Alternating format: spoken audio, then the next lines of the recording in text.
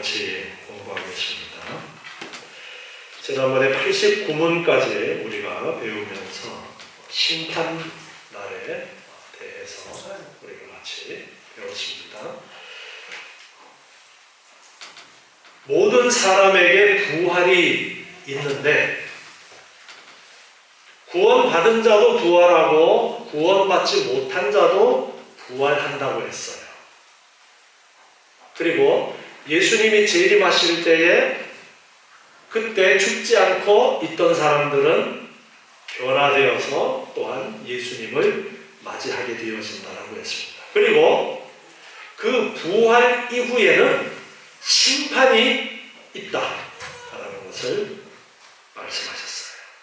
그래서 그 심판을 통해서 영원토록 천국과 지옥의 갈 자를 나누시게 되는데, 지금 우리가 죽으면은 육체는 땅에 묻히고 영혼만 천국을 가거나 지옥을 가거나 그렇게 되어지는데, 예수님이 재림하시면은 이 죽은 몸이 육체가 부활해서 천국에 있는 영과 온전한 사람이 되어서 영원한 천국에 들어가고, 그리고 지옥에 있던 영은 땅에 있던 육체가 역시 부활해서 온전한 사람이 되어서 영원토록 지옥불에 던져지는 그러한 심판이 있을 것을 성경은 우리에게 분명하게 말씀하고 있습니다. 89문에서는 심판날의 악인에 대해서 배우면서 악인은 영원토록 지옥불에 던져져서 고난을 받게 되어지는데, 이제 오늘은 90문, 제가 문제를 읽으면 여러분 답을 읽어주시기 바랍니다. 90문, 심판날에 의인에게는 무슨 일이 있을 것인가? 심판날에 의인은 그 속으로 그리스도에게 이르러 그분의 운명에 안치는 것이다. 거기서 그들은 공적으로 인자함을 하고 멸대가 그 속에서 천사들과 사람들을 책망하시는 시간에 사용할 것이다. 그리고는 천국으로 인도를 거기서 죄와 장사에서부터 온전히 그리고 영원히 살아가게 될 것이다. 그리고 수많은 천사들과 천사들과 함께 오르며 특히 하나님의 아버지와 우리 주 예수 그리스도와 성령을 영원토록 축복하며 상상도 못할 기쁨을 얻게 하며 육체와 영혼이 함께 영원토록 완전히 거룩하고 행복하게 될 것이다. 이것이 곧 보이지 않는 교회에 속한 성도들이 부활과 심판날에 그리스도와 더불어 영원히 이르게 될 그날의 문제이다. 이제 우리는 하나님을 대하여 이민하여 무엇인지 성경이 중요하게 가르치는 것을 보았으니 성경이 요한과 사랑의 의무가 무엇인지도 찾아야 한다. 아멘. 그거는 이제 다음에 연결 되는 건데, 거기에 편집이 됐습니다. 자, 심판날에 의인에게는 무슨 일이 있을 것인가? 차근차근히 이제 대의를 본답을 통해서 정리해 주신 내용을 살펴보겠습니다. 자, 심판날에 의인은, 악인은, 의인은 이렇게 지금 구분해서 말씀하고 있죠. 악인은 구원받지 못한 사람, 의인은 구원받은 사람. 의인은 구름을 타고 그리스도에게로 인도되어 그분의 우편에 앉히울 것이다. 자, 심판날에 의인은 오른쪽이에요, 왼쪽이에요? 네, 오른쪽, 예수님 우편에 앉히울 것이다. 그리고 그리스도에게로 인도되어져서 부활해서 혹은 살아있던 자는 변화된 몸으로 예수 그리스도에게로 인도되어지고, 그리고 심판 자리에서 오른편에 앉은 사람들은 천국 가는 사람들이에요. 구원받은 사람. 의인은 우편에 앉힐 것이다.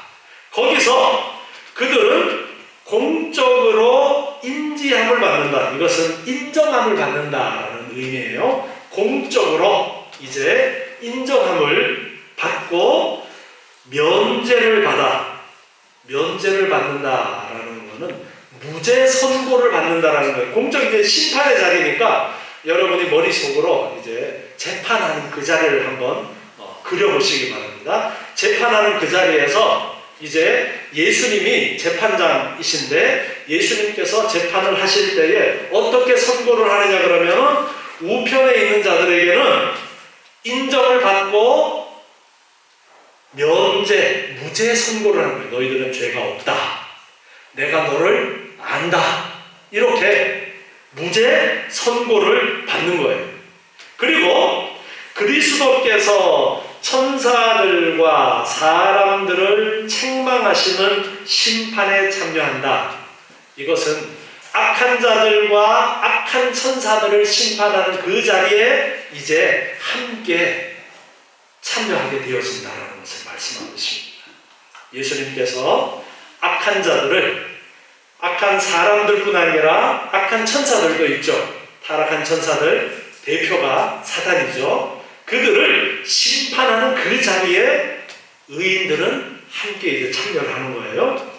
그리고는 천국으로 영접을 받아 거기서 모든 죄와 비참에서부터 온전히 그리고 영원히 자유함을 누린다.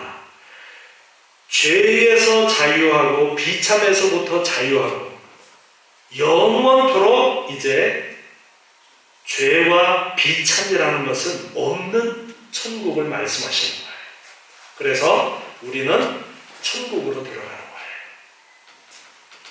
그리고 수많은 성도들과 천사들과 함께 어울리면서 천국에서 사는데 특히 하나님 아버지와 우리 주 예수 그리스도와 성령을 삼위일체 하나님을 영원토록 직접 대면하는 것. 지금은 우리가 하나님을 직접 대면해서 볼 수가 없죠. 그런데 심판이 있고 나서 우리는 하나님을 직접 대면하면서 천국에서 사는 거예요. 그리고 상상도 못할 기쁨을 만끽하며 다른 표현할 수 있는 말이 없어요. 그래서 상상도 못할 기쁨, 지금 이렇게 우리말로는 번역해놨는데요. 뭐 다른 좋은 말이 있을까요? 상상도 못할 기쁨, 다른 좋은 말. 킹왕짱? 아람아, 그러면 될까? 킹왕짱 좋은 거?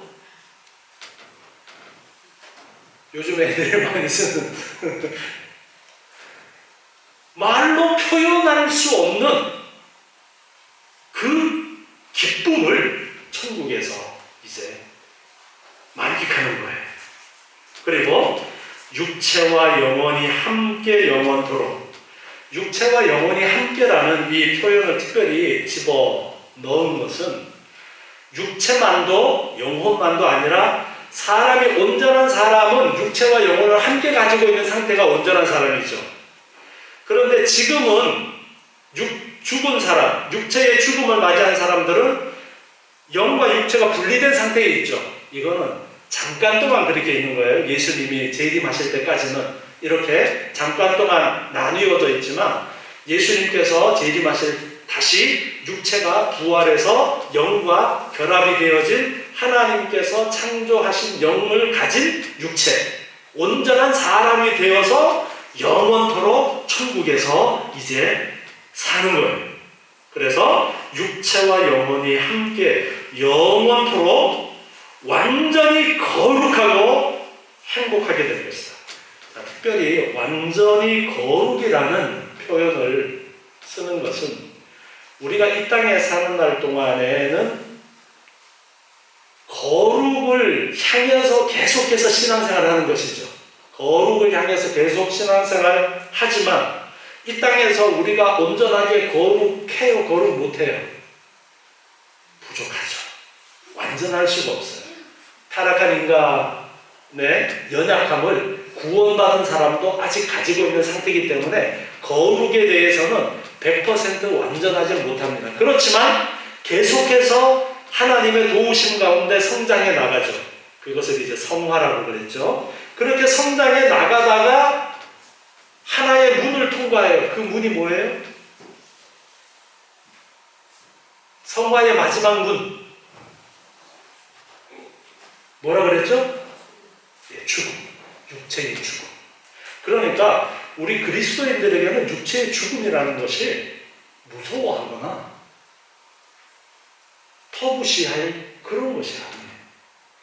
육체의 죽음이 우리의 성화의 마지막 하나의 관문인 거예요. 그렇게 육체의 죽음을 통과하면은 그 다음에 영과 육이 잠깐 분리되어서 영은 천국에, 육은 이 땅에 있게 되어지는데, 이제 재림 이후에는 다시 영과 육이 합해져서 이제는 온전히 거룩한 상태로 천국에서 하나님과 함께 영원토록 살게 되어지는 것입니다. 그래서 완전히 거룩하고 완전히 행복하게 그렇게 살아가는 것입니다. 이것이 곧 보이지 않는 교회에 속한 성도들이 부활과 심판날에 그리스도와 더불어서 영광 중에 누리게 될 온전한 교제이다. 보이지 않는 교회라는 것은 지금 이 땅의 지상의 교회뿐 아니라 구원받은 자의 전체를 이제 말하는 거예요. 지금 이미 천국에 가 있는 성도들도 있고, 지금 이 땅에 활동하고 있는 성도들도 있고, 그리고 아직 태어나지 않은 성도들도 있죠. 그 모든 성도들을 다 합한 교회를 말씀하는 거예요. 그래서 천국에 모두 들어가서 함께 기쁨을 누리는 것을 말씀하고 있습니다. 그래서 그리스도와 더불어 영광 중에 누리게 될 온전한 교제, 그것이 바로 심판 이후에 의인에게 주어지는 것이다. 이게 누구에 대한 이야기예요? 우리에 대한 이야기. 여러분, 이렇게 천국의 소망을 가지고 사셔야 돼요.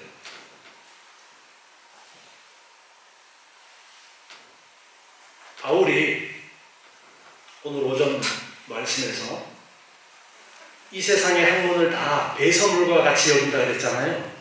그러면서 무엇을 추구하느냐 그러면 예수 그리스도를 아는 것을 추구하고, 그리고 천국을 사모하면서 살아. 우리 성도님들도 이렇게 천국을 사모하면서 말로 표현할 수 없는 기쁨과 즐거움 가운데 하나님과 영광의 교제를 나누면서 영원토록 살아가는 그러한 삶이 우리에게 약속되어지고, 우리는 이 천국을 기대하면서 예수님께서 예수를 믿는 자에게 영생을 주시겠다가 말씀하신 그 영생이 지질이 궁상 떨면서 고생하면서 영원토록 사는 그것이 아니라 천국에서 영원토록 상상할 수 없는 기쁨과 즐거움 가운데서 주님과 교제하면서 영원토록 살아가는 그 천국을 우리는 늘 소망하면서 살아야 됩니다. 그래서 그 부활 이후에, 이제 심판 이후에 그러한 삶을 우리에게 가르쳐주고 있습니다. 마태복음 25장 34절 말씀에 보면요, 마태복음 25장 34절에 그때의 임금이 그 오른편에 있는 자들에게 이르시되, 오른편에 의인이 있어요? 악인이 있어요? 의인이 있죠. 내 아버지께 복받을 자들이여, 나와 창세로부터 너희를 위하여 예비된 나라를 상속하라. 아멘이십니까? 네, 바로 우리를 위해서 예비해 두신 그 하나님의 나라를 상속하라. 그렇게 우편에 있는 자들에게 말씀하시고, 바로 우리들에게 그렇게 말씀하시고, 그러면 우리는 그 천국에서 영원토록 살게 되어지는 것입니다.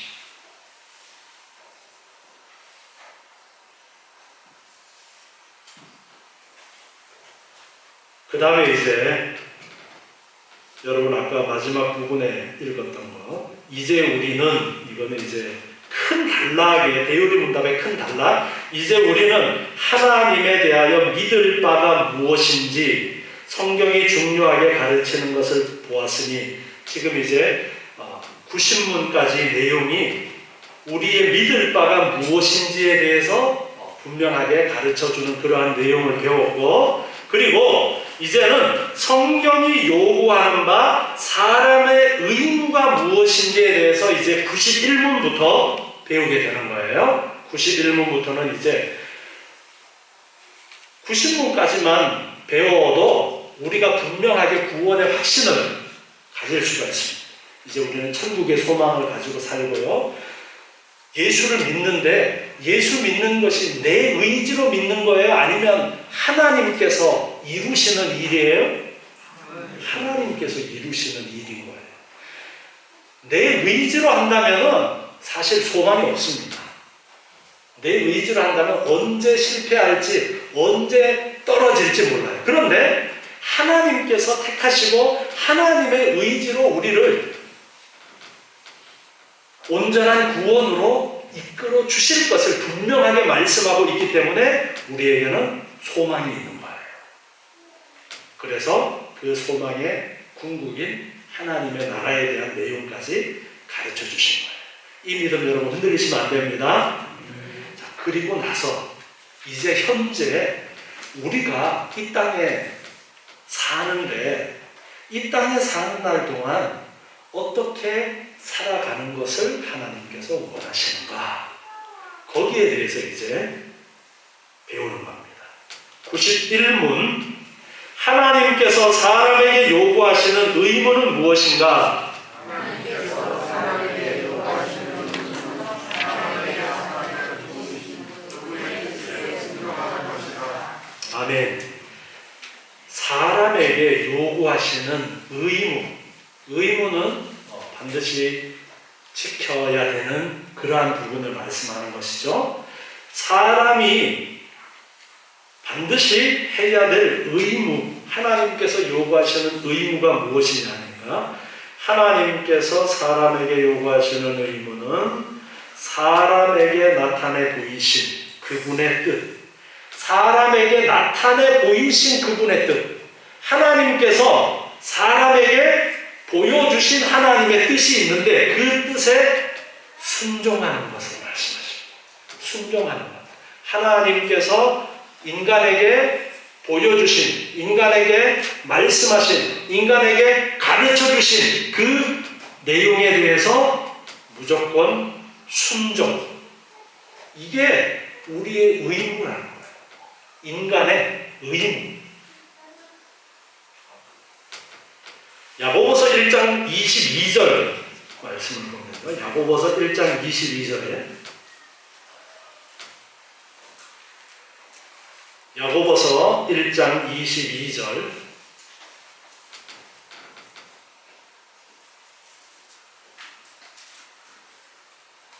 아직 안 됐어? 네. 야고보서 1장 22절을 보면은 너희는 도를 행하는 자가 되고 듣기만 하여 자신을 속이는 자가 되지 말라.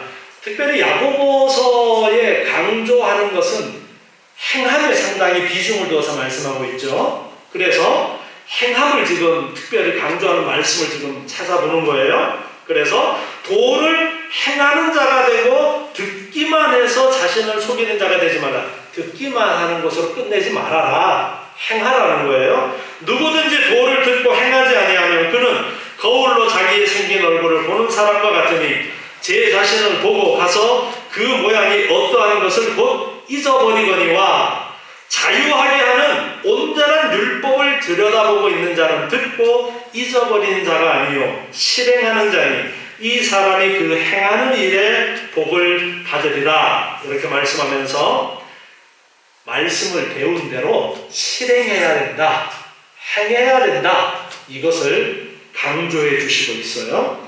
야고보서 4장 17절 야고보서 4장 17절 말씀을 또 보시면요.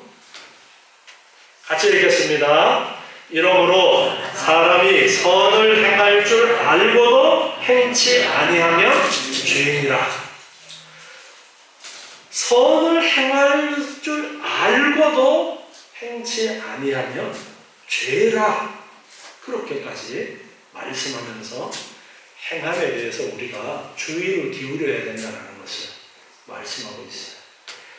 자, 앞에서 구원에 대해서, 구원의 모든 것들은 하나님의 은혜 가운데, 성령의 인도하심 가운데 내 마음을 움직이시고 내 마음을 부드럽게 하시고 내 마음을 새롭게 하시고 예수 그리스도를 믿게 하시고 모든 일들을 하나님께서 이끌어 주시는 가운데 우리에게 구원이 있다는 것을 확신했어요. 그런데 그러면 아무것도 우리는 안 해도 되느냐? 그런 의문이 생기잖아요. 그런 의문에 대해서 정말 구원받은 자는, 하나님의 자녀들은 뭐가 뒤따라야 되는 거예요? 행함이 뒤따라야지. 행함이 뒤따르지 않는다면은 그 사람이 구원받은 것을 의심해 볼 수도 있는 거예요.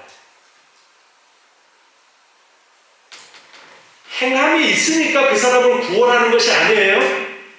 그것이 아니라 하나님의 택하심과 은혜 가운데 내가 예수를 믿고 거듭났고 구원받은 자라면 그 사람에게는 열매가 있어야 되는 거예요.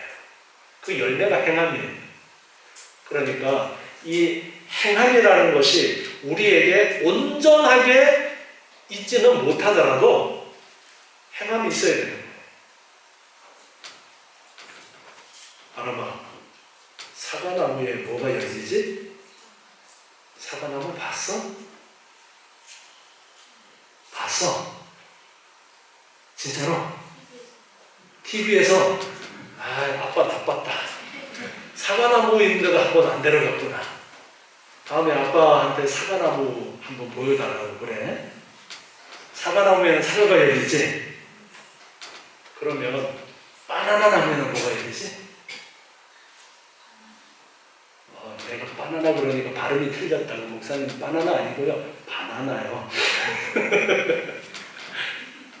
자, 열매가 반드시 열려야 돼요. 열매가. 예수님께서 열매 없는 무화과나무를 저주하신 일이 있었죠. 그게 뭘 가르쳐 주시느냐면, 아니 구원받은 하나님의 자녀라면 거기에 합당한 삶의 행함이 반드시 있는 거예요. 반대로 없다라는 이야기는 그 사람이 구원받지 못했을지도 모른다라는 것을 우리는 생각할 수 있는 거예요. 그러니까 우리는 거듭난 자라면 행하고자 하는 의지가 마음속에 눈꼽만치라도 있는 거예요, 없는 거예요? 있는 거예요. 전혀 없으면 구원받지 못한 사람, 눈꼽만치라도 행하고자 하는 의지가 있는 사람은 구원받은 사람인 거예요. 그래서 그 눈꼽만치라도 행함으로 나아가려는 계속적인 그러한 노력을 이제 우리가 해야 된다는 것을 가르쳐 주시는 거예요. 그래서 행할 줄 알고도 행치 않으면 그것은 죄라고 그렇게 말씀하시는 거예요. 하나님께서 우리에게 말씀하신 일에 순종하는 것은 의무예요. 의무. 사람에게 원하시는 의무. 다음에 이제 92문으로, 대우리 문답 92문으로 넘어가서 보면요, 하나님께서 사람에게 순종하도록 제일 먼저 나타내 보여주신 법칙이 무엇인가?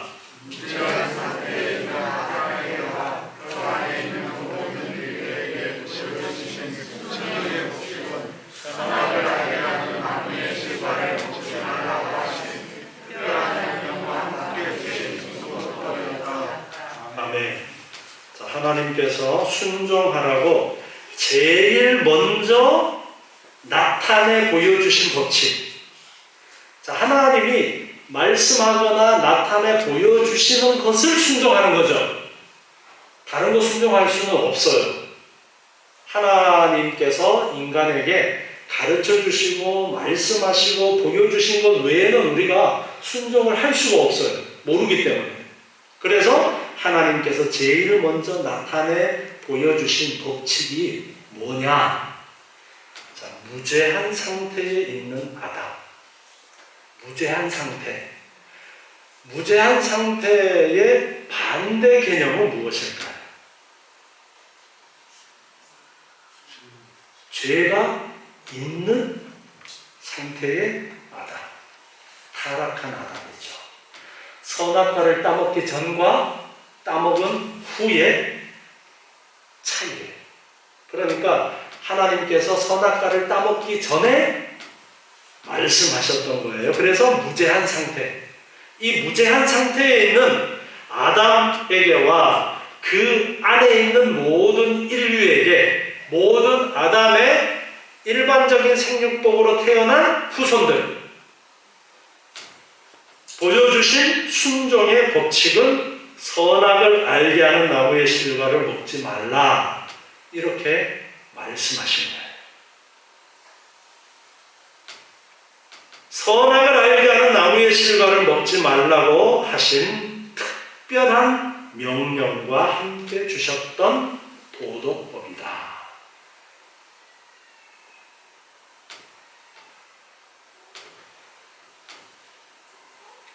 하나님께서 보여주셨다라는 부분에서 하나님이 인간에게 보여주시는 것을 신학적인 용어로는 계시, 그렇게 정리를 해요. 하나님이 보여주시는 것만 아는 거예요. 그런데 하나님께서 보여주시는 이 계시는 두 가지로 구분해서 우리가 이야기할 수 있습니다. 일반 계시와 특별 계시. 일반 계시와 특별 계시가 있는데, 일반 계시라는 것은 자연 만물 속에, 우리의 일상적인 삶 속에 하나님께서 보여주시는 그러한 하나님이에요. 그래서 로마서 1장 20절에서보다는 핑계하지 못하도록 자연 만물 속에 하나님의 신성이 깃들어 있다. 그래서 하나님을 우리는 모른다고 핑계하지 못한다. 그렇게 말씀하신 부분이 있는데, 자연을 보면서도 하나님을 더듬어 알 수 있도록 하신 일반 계시가 있어요. 그리고 다른 계시는 특별 계시. 이거 말 그대로 특별한 거예요. 특별 계시는 하나님이 직접 말씀하셔서 가르쳐 주신 것. 하나님이 성령을 통해서 직접 조명하셔서 말씀하신 것. 특별 계시의 가장 대표적인 예는 성경이에요. 그래서 성경은 특별 계시예요. 특별하게 하나님의 일꾼들을 통해서 기록을 하도록 해서 우리에게 하나님의 뜻을 가르쳐 주신 거예요. 그 어떤 것보다가 글로서 남기면 분명하죠. 그래서 특별 계시의 가장 대표는 성경이고, 아담에게 천지 만물을 만들어서 다스리도록 주셨어요. 그 천지 만물 속에도 하나님의 일반 계시가 감추어져 있는 거예요. 그런데 특별하게 선악과를 따먹지 마라. 이거는 일반 계시예요, 특별 계시예요? 특별하게 하나님이 아담에게 말씀하신 특별 계시가 돼요. 그래서 특별하게 그렇게 말씀을 하셨어요. 이렇게 하나님께서 도덕법을 인간에게 말씀하셨어요. 어떻게 행해야 되는지, 무엇을 순종해야 되는지, 그 무엇을 순종해야 되느냐, 첫 번째로 무죄한 상태에 타락하기 전 아담에게 선악과를 따먹지 말아라. 이렇게 말씀하시고,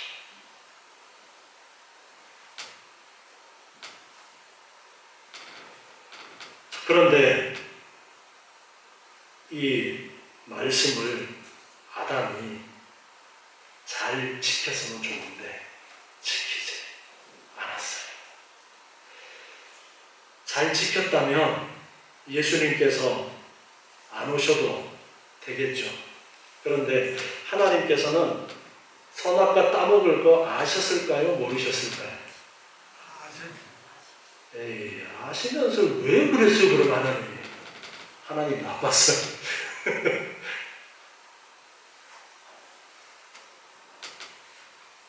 그런 의문을 가질 수 있잖아요. 아니, 하나님이 선악과 안 만들었으면은, 선악과 따먹지 마? 이 말씀 안 하셨으면은, 죄도 안 지었을 것이고, 그럴 거 아니냐.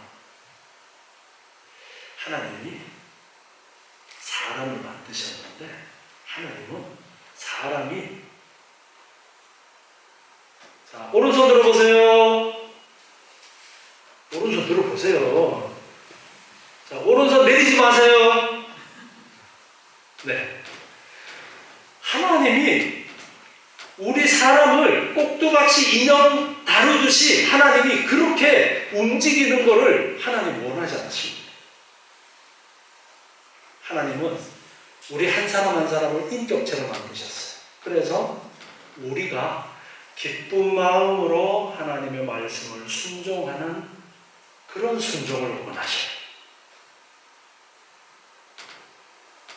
그래서 하나님께서 선악과를 만드시고 따먹지 마라. 따먹을 걸 아시면서도 이렇게 말씀하셨어요. 그런데 따먹고 범죄하게 되어지고 누가 오시게 됩니까? 예수님께서 오시게 됩니다. 저는 왜 하나님이 선악과를 따먹지 말라고 말씀하셨을까에 대한 해답을 저 나름대로는 이렇게 설명을 합니다. 만약에 선악과를 따먹지 말라는 말씀을 안 하시고 아담이 지금 에덴 동산에서 사는 것하고 선악과를 따먹었지만 예수님께서 대신 우리의 죄값을 치루어 주심으로써 우리가 그 다음에 누리게 되어지는 그 상태, 어떤 게 더 좋은가? 자, 조금 전에 천국에 대한 이야기 했잖아요. 그것하고 에덴 동산에서 누리는 그 즐거움하고 어떤 게 여러분 더 좋은 것 같아요? 진짜로요? 하나님은 그 계획을 이미 다 갖고 계셨던 거예요. 에덴 동산에 그저 하나님께서 만드신 인간으로서 모든 창조물들을 누리는 그러한 차원에다가 한 단계 뛰어넘는 그 새하늘과 새 땅에서 더 좋은 곳에서 우리가 살도록, 그뿐 아니라 관계에 있어서 우리가 예수를 믿음으로써 예수 그리스도가 성령으로 이제 우리 안에 우리와 함께 계시죠. 성찬에서 가르쳐 주셨잖아요. 내 살을 먹고 내 피를 먹고, 그 말씀은 우리가 예수님과 온전히 하나됨을 말씀하시는 거예요. 그래서 천국에서 살아가는 그 삶은 피조물 중에 뛰어난 인간으로 에덴 동산에서 사는 삶과는 비교가 안 되는 훨씬 더 차원 높은 그러한 삶이 되어지는 거예요. 그래서 하나님은 이미 이 계획을 가지고 선악과를 따먹지 말아라 이렇게 말씀하시면서 인간을 가르치시는 거예요. 하나님에 대해서. 그 과정이 도덕법으로 주어지신 거예요. 그래서 이제 우리가 이 도덕법이 앞으로 어떻게 되어질 것인가에 대한 말씀을 배우게 되어졌는데요. 도덕법은 일단 우리에게 행하도록 가르쳐 주시는 가장 기본적인 것이 이제 도덕법으로, 첫 번째는 선악과 따먹지 마라라는 것이었고요. 이제 그 이후에 주신 것들을 다음 시간부터 계속해서 배우도록 하겠습니다. 이제 우리가 구원의 확신을 가지고 천국의 소망을 가지고 이제 이 땅에서 우리가 그리스도인으로서 하나님의 나라 백성으로서 어떻게 살아가야 될 것인가를 가르쳐 주시는 부분들을 잘 배워서 우리가 이 땅에서도 하나님 기뻐하시는 그러한 삶을 살고 잘 다듬어지는 거룩을 덧입어가는 그러한 성도들이 되어야 될 줄 압니다. 기도하겠습니다.